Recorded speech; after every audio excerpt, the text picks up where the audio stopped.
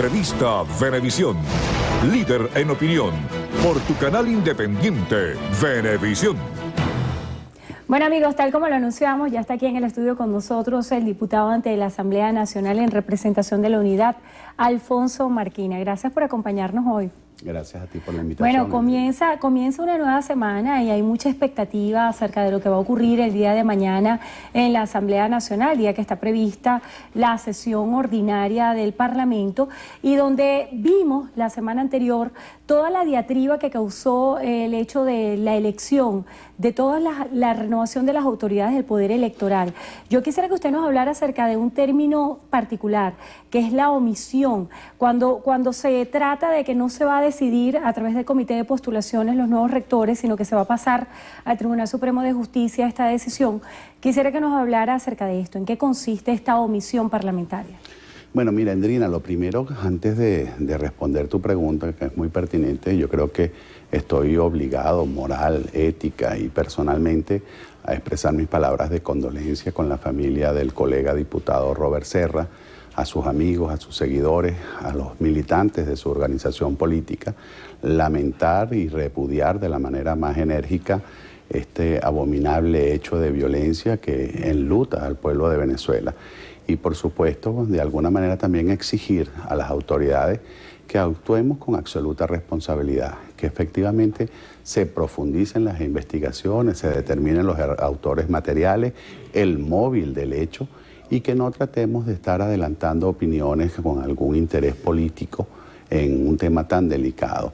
Nosotros incluso ha sido pública nuestra actitud pública de rechazo y a pesar de eso, de suspensión de muchas actividades para de alguna manera respetar el dolor que hoy entendemos embarga a muchísimos venezolanos con un tan lamentable hecho. Diputado, sobre ese tema, y rápidamente, fíjate, nosotros incluso, tengo que decirlo aquí, nos comunicamos a través de nuestros coordinadores de fracción para acudir a la Asamblea Nacional, no solo para expresar públicamente nuestros sentimientos de condolencia a sus familiares, sino también a rendirle los honores que le correspondían al diputado Robert Serra como representante legítimo del pueblo de Venezuela. En lo personal, me duele el fallecimiento de cualquier venezolano. Como padre, se trata de un joven de apenas 27 años de edad que tenía un mundo por delante y como político está el reconocimiento y el respeto de un dirigente joven, noble, que tenía una forma vehemente de defender sus opiniones, pero que merece el respeto de todos los venezolanos. Así que, insisto, nuestra palabra de condolencia para los familiares, para los amigos, para los seguidores y militantes del Partido Socialista Unido de Venezuela. Ya que usted pone en el tapete este tema, antes de responder la pregunta que le planteaba al principio, yo quisiera citar algunas de los calificativos que ha dado el presidente de la República, Nicolás Maduro, a las reacciones que han tenido sectores de la oposición. El presidente Nicolás Maduro ha calificado como inhumanas las reacciones de algunos sectores tras el asesinato e insistió que este doble homicidio fue planificado por grupos de sicarios.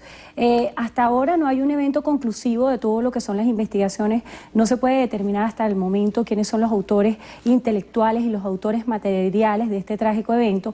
Sin embargo, hay muchísimos indicativos. Por ejemplo, el ministro del Interior, Justicia y Paz decía que no se trataba de un evento de Lampa común. ¿Qué piensa usted al respecto? Mira, que cuando hay un hecho de violencia y tan despreciable como el ocurrido, yo creo que lo más irresponsable que se puede hacer es adelantar opiniones sobre el móvil. Y creo que quienes lo están haciendo están tratando de sacarle un provecho distinto al de buscar la justicia y que sean sancionados los responsables. Por eso insistimos, así como rechazamos que ellos adelanten posiciones con un fin distinto, nosotros tampoco podemos estar adelantando opiniones y tenemos que rechazar las posiciones radicales que de bando y bando se han venido tejiendo en torno a este lamentable suceso. Así que hay quienes, incluso con altísimas responsabilidades, con vocería de este gobierno, desde el mismo momento en que se conoció la noticia, antes de la actuación de los organismos de seguridad, ya estaban haciendo señalamientos y acusaciones y creo que eso poco contribuye, por un lado, a que se logre la verdad, a que se haga justicia, que se sancione a los responsables y sobre todo a ese clima necesario de paz que debemos procurar todos los venezolanos. Acerca de ese clima de paz, el presidente de la República también realizó un exhorto a la oposición venezolana. El presidente Nicolás Maduro decía que llamaba a la oposición política del país a una gran rectificación, estoy citando parte de las declaraciones que él dio, a una gran rectificación de postura frente al paramilitarismo y a una gran rectificación en sus posturas frente a la violencia terrorista. Y que con respecto al paramilitarismo y a todos estos hechos de violencia, nosotros creo que es muy poco lo que tenemos que rectificar. Nosotros hemos rechazado siempre hemos rechazado la guerrilla, el terrorismo, el paramilitarismo y todos aquellos mecanismos delictivos que de alguna manera mantienen en zozobra al pueblo de Venezuela. Más bien, en este caso, la rectificación se la exijo yo al presidente de la República. Él habla de rectificación o de convocatoria a la dirigencia política responsable de este país y sin embargo vemos los epítetos, las descalificaciones, el tono irresponsable con que el presidente ha manejado una situación que tiene sin ninguna duda un alto contenido emotivo, porque quien falleció, insisto, es un ser humano, pero además de ser humano es un joven venezolano y además de ser un joven venezolano es un representante legítimo del pueblo de Venezuela que así como puede tener detractores también tiene muchísimos seguidores y que nosotros por el respeto mínimo que debemos a su memoria y al dolor de sus familiares y amigos tenemos que mantener una conducta distinta a la que hasta este momento ha mostrado el gobierno nacional.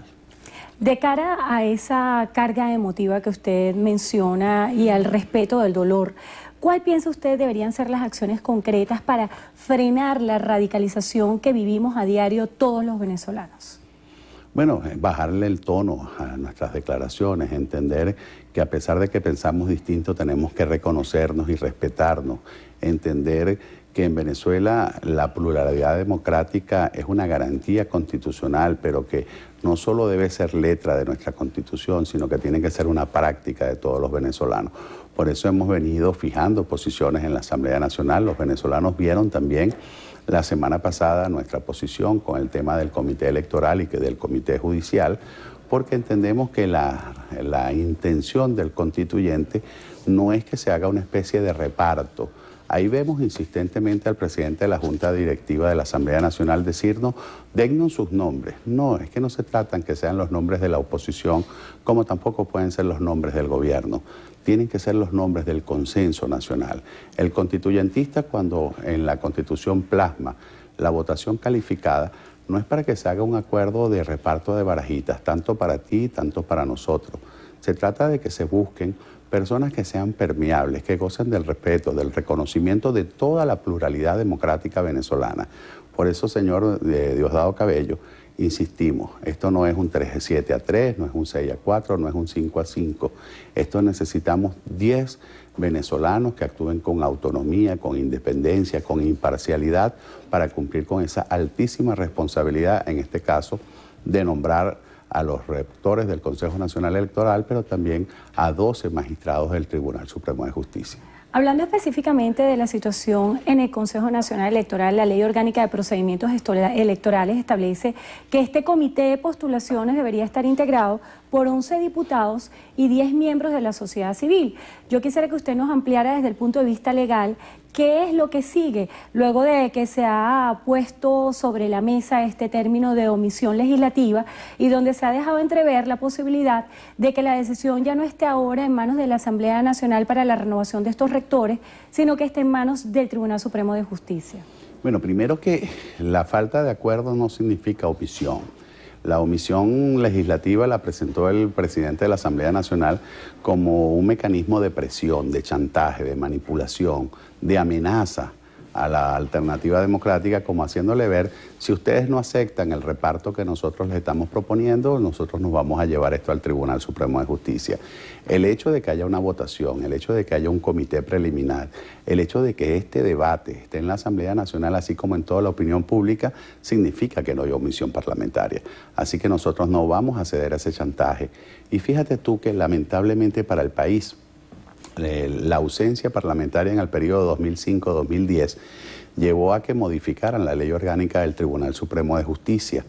Y en esa modificación se hizo con la intención de vulnerar la Constitución, el espíritu de los constituyentes, la intención de los constituyentes, de que todas esas altas magistraturas sean producto de un gran consenso nacional.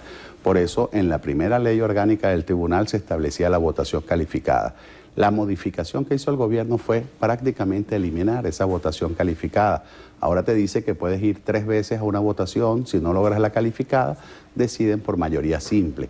Pero además, la intención de defraudar la Constitución se expresa también en términos cuando la Constitución Nacional en su artículo 263 te habla, por ejemplo, de que tienen que ser juristas y la ley te dice que tienen que ser abogados.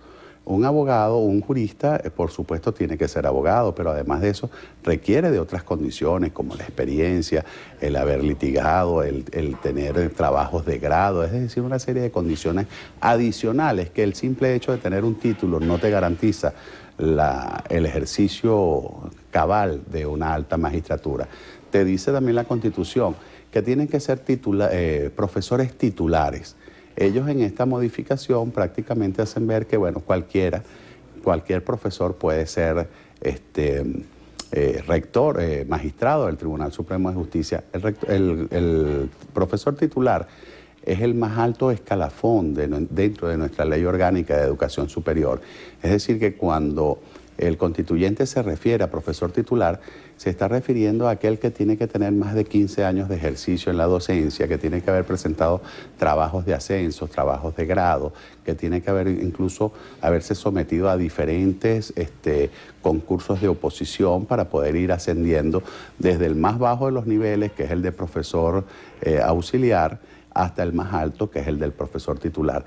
Incluso, si tú recuerdas, la ley orgánica antes establecía que no se podía tener militancia política alguna, por aquello de que la política tiene que ser ciega, tiene que ser imparcial, no puede estar condicionada a militancia partidista. Y ahí se elimina prácticamente este concepto diciéndose que, bueno, que para ser magistrado tienes que renunciar. Y esto fue de alguna manera para darle una justificación histórica a aquel fraude a la Constitución que llevó a que personas como Aponte, como Luis Velázquez Alvaray, como el actual magistrado Mendoza, el magistrado Franceschi, el Malaquías Gil, que hasta ese día eran no solo miembros activos del Partido Socialista Unido, sino que incluso muchos de ellos, o casi la totalidad de ellos, ejercían cargos de representación popular en nombre de esas organizaciones políticas. Es decir, aquí lo que se está buscando con este fraude a la ley orgánica del tribunal que comete fraude a la Constitución es la de seguir teniendo, más bien, lejos de tener magistrados, que se sigan designando gendarmes políticos para seguir con la práctica de la judicialización de la política en Venezuela. Diputado, de acuerdo a este escenario que usted describe, ¿cuál es la expectativa que hay para la sesión en el Parlamento el día de mañana y cuál es la agenda que tiene preparada la oposición para este encuentro? Bueno, mira, lo primero es que la agenda la decide ahora de manera unilateral, es la Junta Directiva. Recuerda que el reglamento interior lo modificaron entre septiembre del 2010 y enero del 2011 cuando tomamos posesión, es decir, desde el momento en que fuimos electos y el momento en que tomamos posesión. Ahora es un acto absolutamente discrecional de la Junta Directiva que incluso violenta ese reglamento porque ellos deberían publicarlo por lo menos 24 horas antes. Hasta este momento, ya convocada la sesión del día de mañana a las 10 de la mañana, no se ha publicado la agenda del día de la sesión.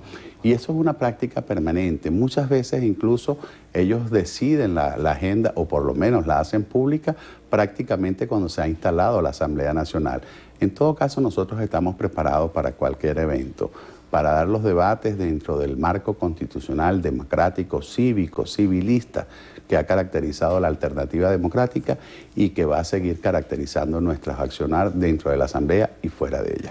Bueno, le damos las gracias al diputado Alfonso Marquina, diputado ante la Asamblea Nacional en representación de la Unidad. Por supuesto que estaremos atentos a lo que ocurre mañana en el Parlamento. Gracias por habernos acompañado. Gracias a ustedes por la Bueno, y invitación. gracias a ustedes también por su compañía. De inmediato el pase es para Gualesca Mansi.